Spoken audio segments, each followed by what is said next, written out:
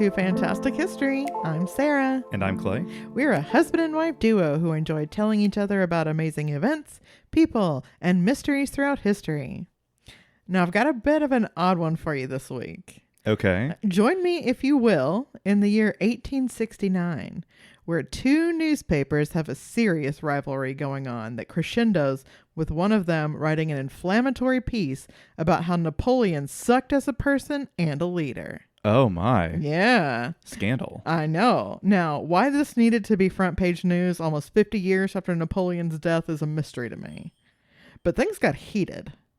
The major problem with publishing this sort of unfavorable retrospective is it caught the attention of Prince Pierre Bonaparte, grandnephew of Napoleon and cousin of the current Emperor of France, Napoleon III. These dudes were pretty big fans of the first Napoleon, so you just kind of knew things were going to get ugly. Yeah.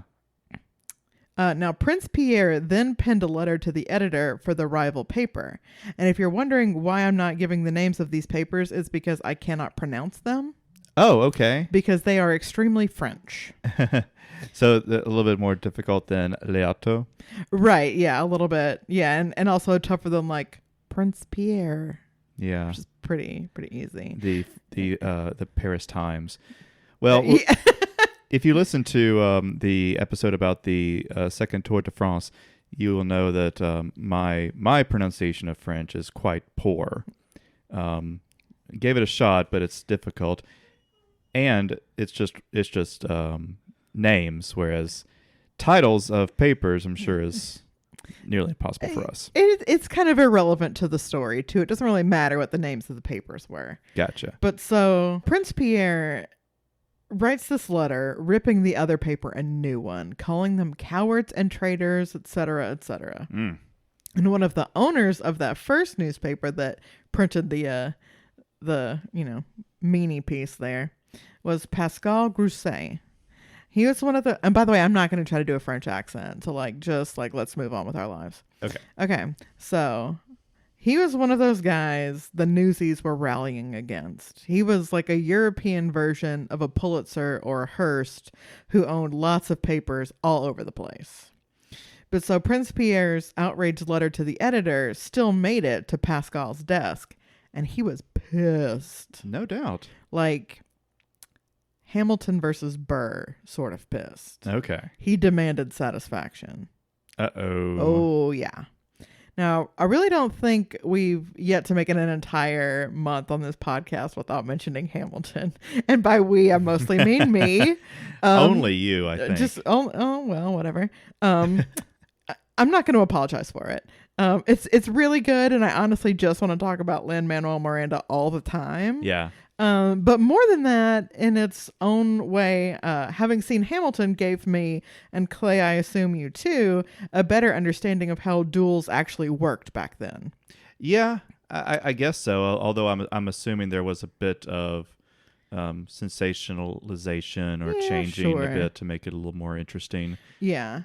But we did learn the 10 rules. Right, yeah. So, I mean, even, if that wasn't entirely accurate, or if things were a little bit different in France, it still gives you an idea that there was an almost ceremonial process to it. Oh, yeah. Right? Yeah. And there's all these steps you have to go through leading up to it and stuff like that. It's not just like meeting behind the school and punching each other. Right. There's a decorum. Right. Well, the high school I went to, the thing was meet me at the dirt spot.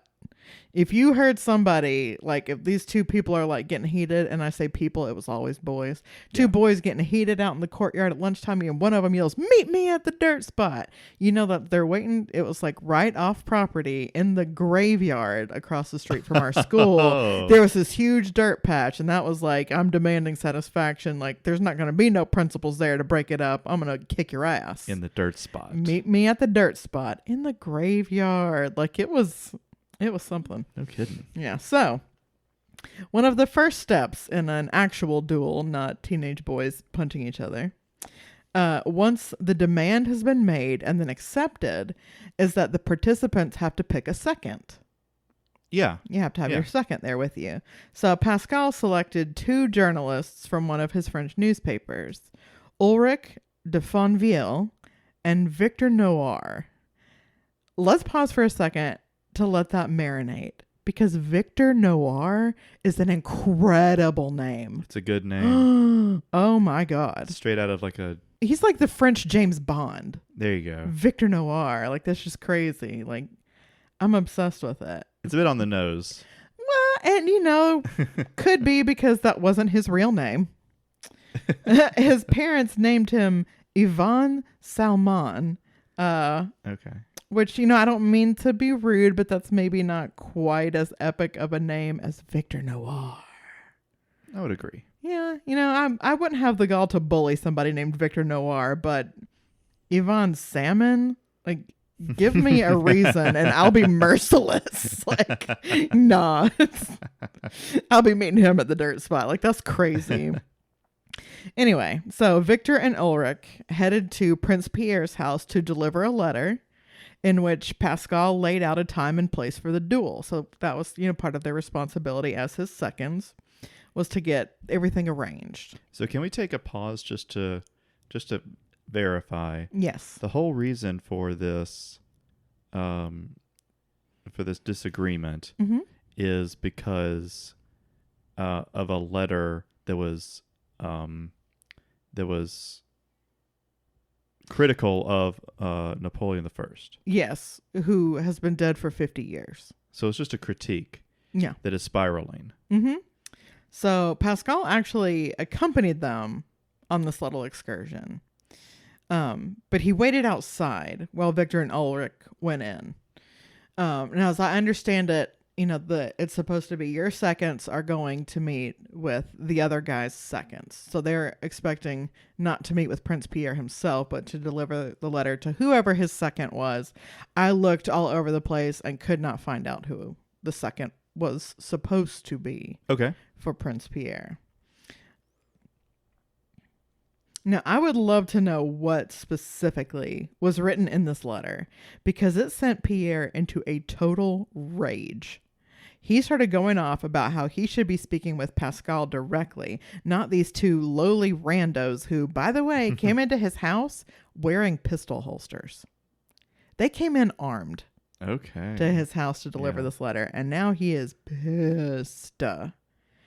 All of this was unusual. Like, the fact that they were being sent to Pierre directly, like I said, instead of hashing things out with whoever the second was, like, that's problem number one. And especially if you're Pierre, you're like, why are you here? Mm-hmm. But then they showed up to the dude's house packing 2 pistols each. Yeah. That's not how things are supposed to be done. So add to that the fact that Pierre had a very short fuse, and this was bound to end in disaster. Feeling insulted and cornered in his own home, Pierre slapped Victor Noir in the face, then pulled out a gun of his own and shot him. Oh my God. Victor stumbled out of the house and collapsed onto the street at Pascal's feet. A few seconds later, Ulrich comes running out screaming, "Murder! Murder!" It's worth noting that people later noticed bullet holes in Ulrich's coat as well. He and Pascal got Victor to a nearby apothecary shop for help, but he had been shot in the heart and died soon after. Terrible outcome for Victor, certainly. Yeah. But in the grand scheme of human history, this doesn't seem that noteworthy or like it's really that big of a deal. But let me tell you what. It was a huge deal to the socialist revolution that had been brewing in France. Oh. They were already none too fond of Napoleon III, so for his cousin, one of his primary defenders, to murder an opposing journalist in cold blood was the straw that broke the camel's back. One person who was especially outraged about this was political activist and social influencer, oh Lord, here we go, Auguste Blanqui, the eponymous theorist behind Blanquism. Now, Blanquism was a sect of socialism that felt revolutions were best started by small secret organizations because they would be better able to infiltrate the government that way. Once they gained positions of power, they would reveal themselves to be socialists and they'd paint the town red, so to speak. Okay. Sneaky. Very sneaky, yeah. So basically, like, we're playing spies here. And then once I'm in, I'm going to let you all know. Okay. So as you can probably imagine, a guy like that is not going to be a huge supporter of a dynastic emperor. The outcry over Victor Noir's murder was the perfect spark to ignite the sort of fire he'd been hoping for. He managed to rouse a group of approximately 100,000 people to march in Victor's funeral procession by convincing them it was their civic duty to stand up to the Bonapartes, to fight their way out of empiric oppression. Mm-hmm. Yeah. But despite the size of the crowd, things remained peaceful at the ceremony. That is, until Prince Pierre was acquitted of the murder. Not guilty. Not guilty. Not surprising. Uh-huh. Not surprising. Uh-huh. Riots broke out all over Paris. Also not surprising. Yeah. It culminated in Emperor Bonaparte being overthrown, which kicked off the Franco-Prussian War.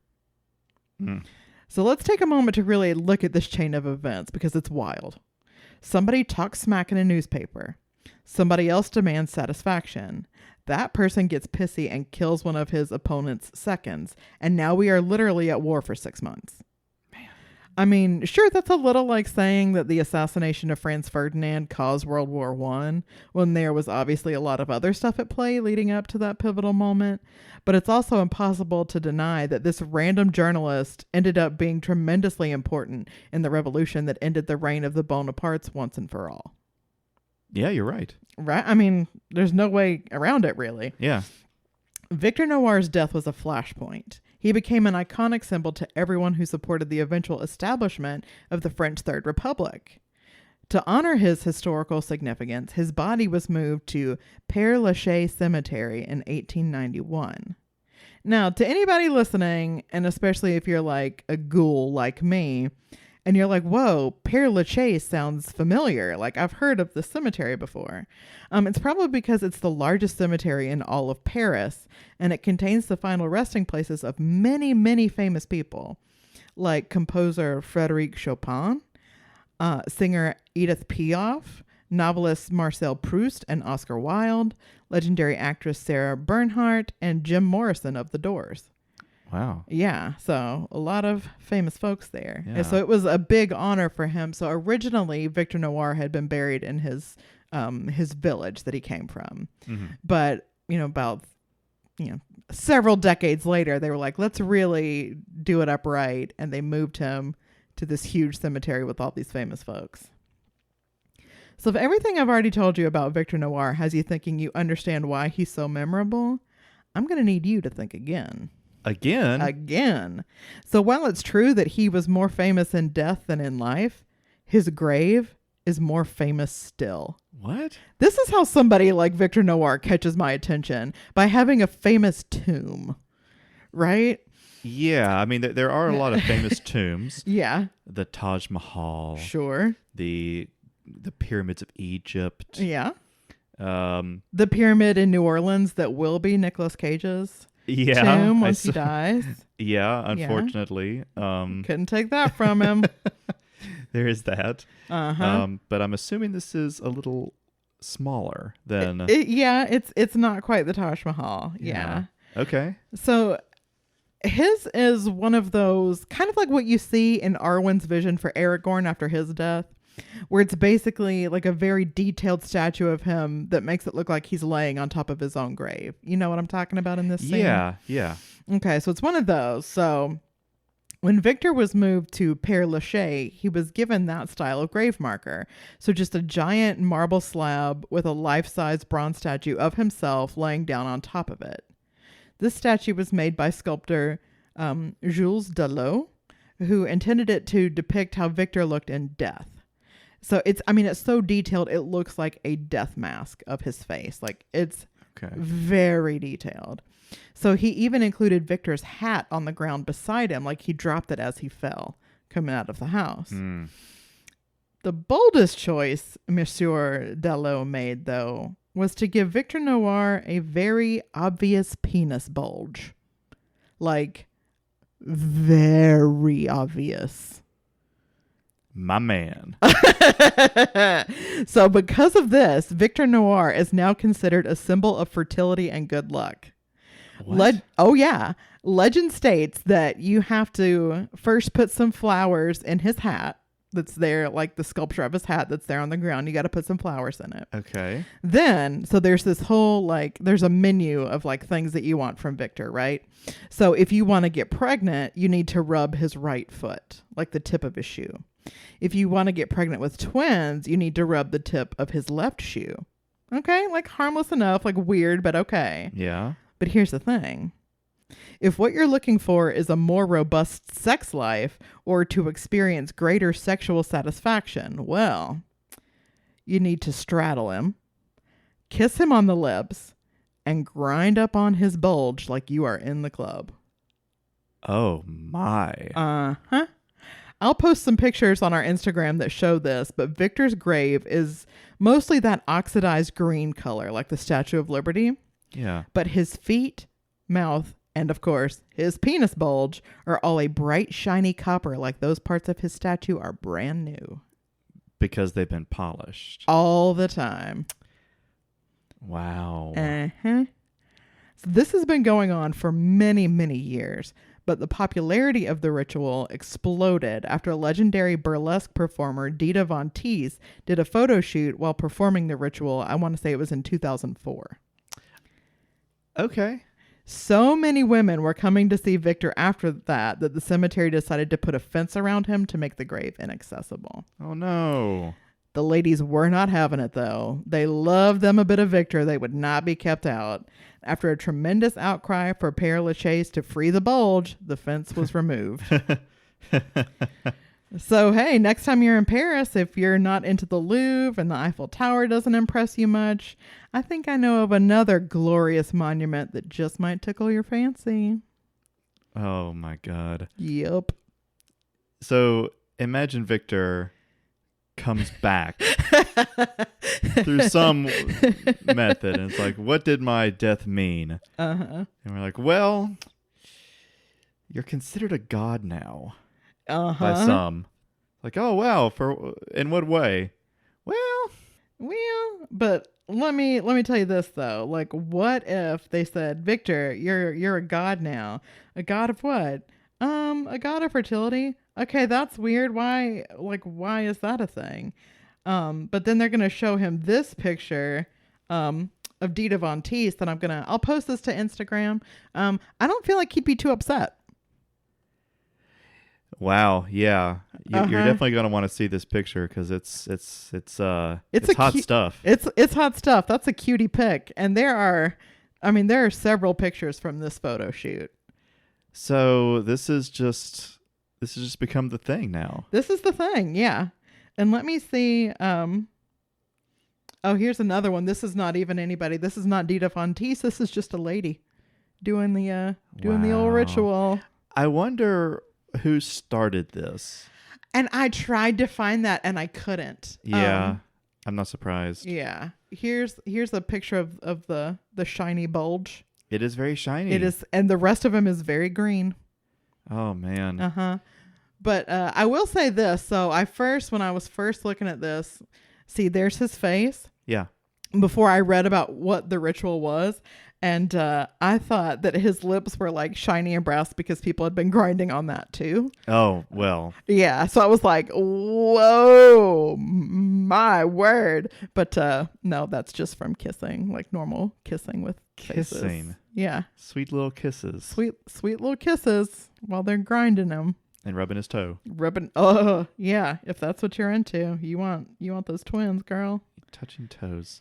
That's such a strange thing. Yes, it is. I mean, it goes without saying, but... Uh-huh.